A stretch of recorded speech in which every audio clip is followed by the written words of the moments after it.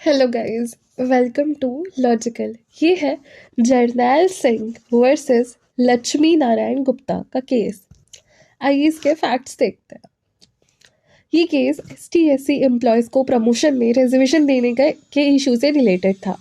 पहले M Nagaraj 2006 judgement में supreme court ने बोला था कि स्टेट को प्रमोशन में रिजर्वेशन देने से पहले ST/SC की बैकवर्डनेस का डाटा कलेक्ट करना होगा।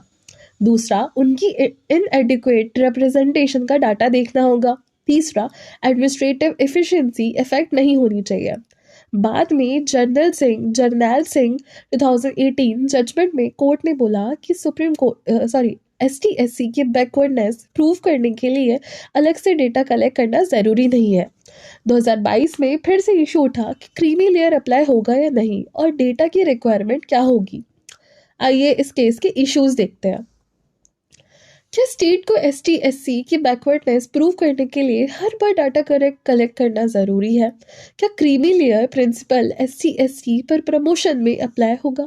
क्या इनएडिक्वेट रिप्रेजेंटेशन का डाटा अब भी रिक्वायर्ड है? आइए सुप्रीम कोर्ट की जजमेंट देखते हैं। बैकवर्डनेस का डाटा ज़रूरी नहीं।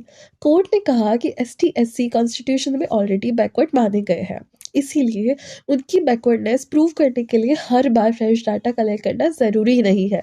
क्रीमी लेयर अप्लाई होगी। सुप्रीम कोर्ट ने होल्ड करा कि creamy layer principal ST/SC promotion में भी अप्लाई होगा।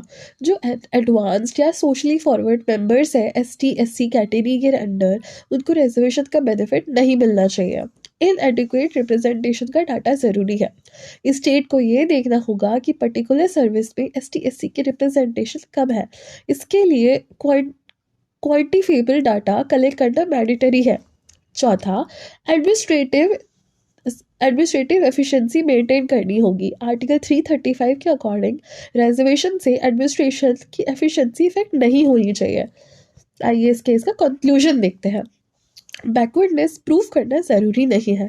क्रीमी लेयर ST/SC पर भी अप्लाई होगी। इनएडिक्वेट रिप्रेजेंटेशन का डाटा देना ज़रूरी है। एडमिनिस्ट्रेटिव एफिशिएंसी का ध्यान रखना होगा। ये जजमेंट रिजर्वेशन इन प्रमोशन के लॉ को क्लियर करता है और इक्वालिटी और सोशल जस्टिस के बीच बैलेंस बनाता है। आई होप आपको ये केस समझ आया हो।